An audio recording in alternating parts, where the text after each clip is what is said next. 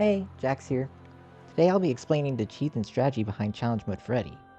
I know this fight was annoying at first with all the actions taken by the bosses, but when you understand the way the fight works, it's not as bad as it originally seemed.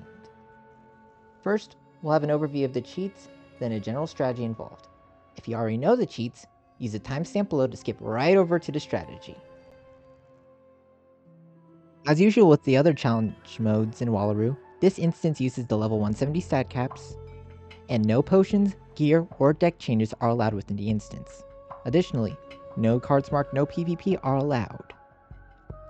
This fight will contain 3 mobs: Freddie Kroaker, a Moon Arcade Toad, and a Star Arcane Toad. Each boss has separate cheats, which will be listed right now. Let's start with the Moon Toad, as its cheats are nearly the same as previous encounters. At the start of the first turn, and at the end of turn 4, and every third turn after, it'll mantle everyone and then cast Nightmare Prone on one wizard. If any wizards have a Nightmare Prone at the end of the round, they'll get attacked by either Krulu, Monster Mash, Grey Wolf, or Winged Sorrow. To stop this, heal or heal buff on the wizard with a Nightmare Prone. This will clear all wards remaining on the wizard. Note this is different from standard mode, as the removal will be on the person receiving the buff or heal, not the caster. Star Toad has a few more cheats that prevent the usual combat tricks from working. If any other Toad is targeted, it will give every wizard a Living Nightmare card. This card either provides a negative effect for the wizard team, so it's really just a hand clogger. Additionally, if more than 3 traps are on an enemy after a trap is cast, Star Toad will cast a Path B Immolate. Similarly, if more than 3 blades are cast on one ally, that ally will be hit with a Path B Banshee. This is to prevent blade stacking and trap stacking for the early phases of the fight. Finally, we deal with the main boss, Freddie Kroaker. To start, he'll use a Chromatic Dispel on everyone turn 1.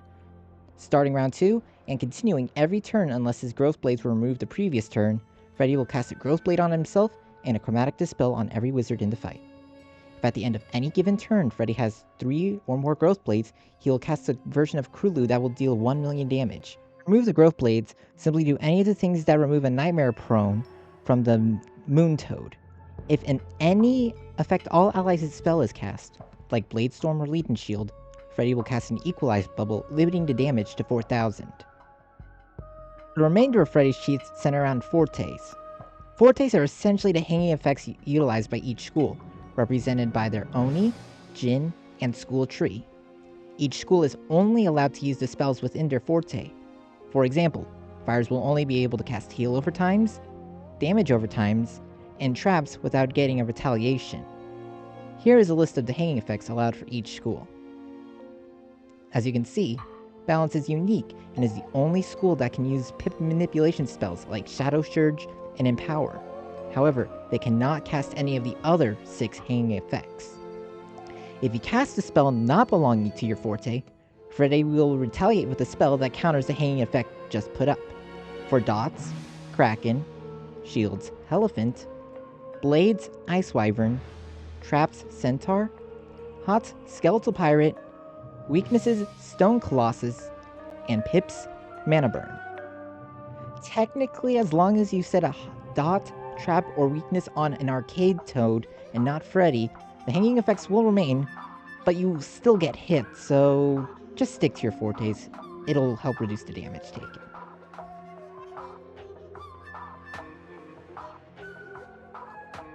With all the cheats out of the way, we can get to the intended strategy. Since a turn-by-turn is highly dependent on the schools involved, I'll just list the basic game plan I'm using. This is by no means the fastest strategy, but it is a safe strategy for most groups. Since I have a Balance, Fire, Storm, and Ice, I have 2 schools that can trap, and only 1 that can blade.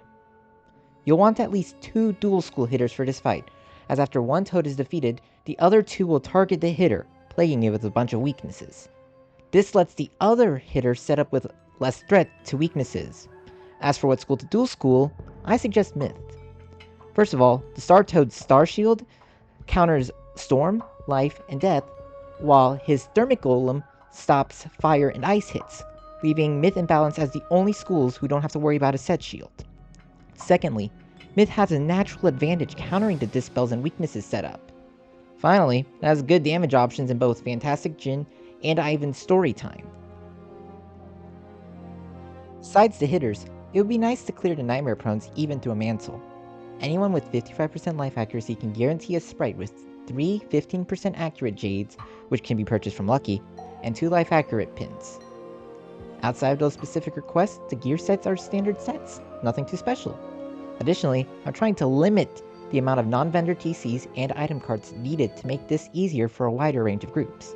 For this strategy, I use no item cards, and the only non-vendor TC I use is Empowers, which are common enough to find. Of course, if you have other buffs from item cards, you can use those too. The game plan is first to get rid of the Nightmare Prones. This limits the damage your team is taking.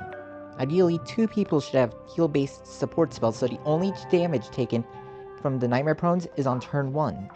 Regardless, everyone should cast a spell on the first turn to clear the mantles. The next step is to defeat Star Toad, ideally by round 4. This will allow the group to freely target the other 2 without clogging the deck, and allow for blade stacking and trap stacking strategies.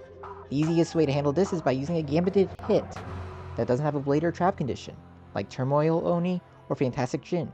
The stronger the gambit hit, the better, but having Frenzy, 2 single blades, and 2 single traps should handle the Star Toad, and it only needs 2 turns of setup, with 1 blader, 1 trapper, and 1 condition center.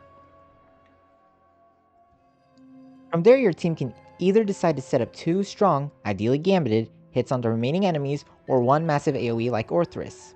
Since I only have 1 blader and setting up all those blades would take a bunch of turns, I'm just using another gambited Djinn on the second hitter, with using a few extra buffs to guarantee a kill while the first hitter is taking damage from the mobs. Finally, a buffed Ivan's story time is used to finish off Freddy, with each hitter having spare backup hits just in case something goes wrong. For those who insist on a turn-by-turn, here's exactly what I'm using.